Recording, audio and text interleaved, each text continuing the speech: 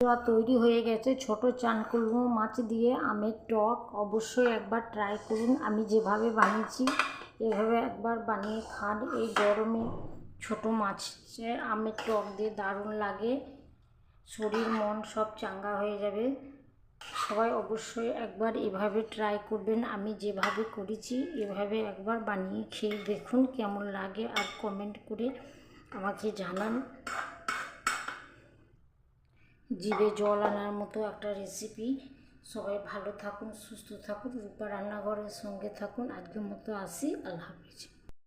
আসসালামু আলাইকুম, রূপা রান্নাঘরে সবাইকে জানাই স্বাগত।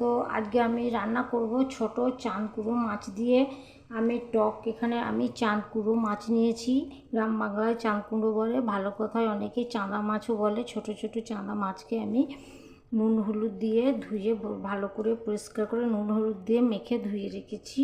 এবার কড়াইয়ের মধ্যে আমি দিয়ে দিচ্ছি সরিষার তেল দিচ্ছি। কড়াইটা আমার গরম হয়ে গেছে, তেলটাও গরম হয়ে গেছে। ভালো করে তেলটাকে নাড়িয়ে নিচ্ছি। এবার নুন হলুদ দিয়ে মেখে রাখা চাঁদকুড়ো মাছ তেলের মধ্যে দিয়ে দিচ্ছি। একটু আমি উল্টে পাল্টে ভেজে নেব। ছোটো মাছের গন্ধ থাকে, গন্ধ থাকবে না। এভাবে যদি তেল দিয়ে একটু ভেজে নেওয়া যায়, একটু উলিয়ে নেওয়া বলে,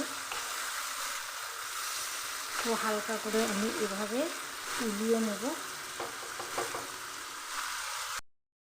মাছ আমার উলিয়ে নেওয়া হয়ে গেছে, আর বেশি ভাজবো না। এটা খুব হালকাভাবে উলিয়ে নিতে হয়, মাছের গন্ধটা চলে যাবে। আর আমি প্লেটের মধ্যে তুলে নিচ্ছি।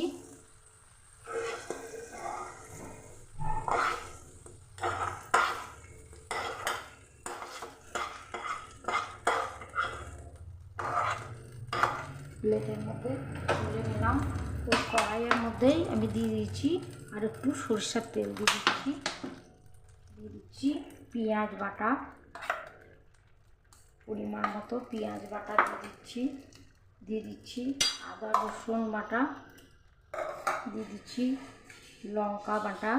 ঝালটা যে যেমন খাবেন, আপনারা শুকনো লঙ্কায় করতে পারেন, আমি কাঁচা লঙ্কায় করছি। দিয়ে দিচ্ছি কাঁচা জিরে ধনের গুঁড়ো, দিয়ে দিচ্ছি হলুদ গুঁড়ো। মশলাটাকে ভেজে নিচ্ছি। মশলা ভাজা হয়ে গেছে। এবার আমি দিয়ে দিচ্ছি কাঁচা আম। এখানে আমি একটা কাঁচা আম নিয়েছি। আমটাকে একটু মশলার সঙ্গে ভালো করে নেড়ে নিচ্ছি। এবার দিয়ে দিচ্ছি পরিমাণ মতো জল দিয়ে দিলাম।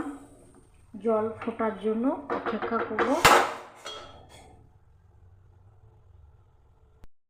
এবার জল ফুটে উঠেছে।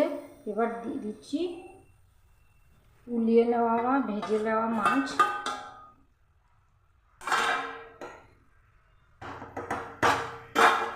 দিয়ে দিচ্ছি লবণ। এবার ঢাকনায় ঢেকে সেদ্ধ করে নেবো।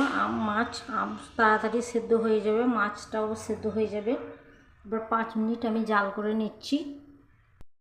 ফিরে এলাম 5 মিনিট পরে, আর একটু নাড়িয়ে দিচ্ছি।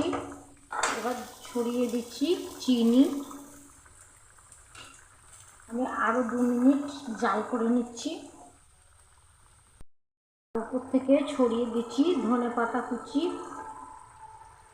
ঢেকে দিচ্ছি। গ্যাসটা অফ করে 5 মিনিট রেখে দিচ্ছি।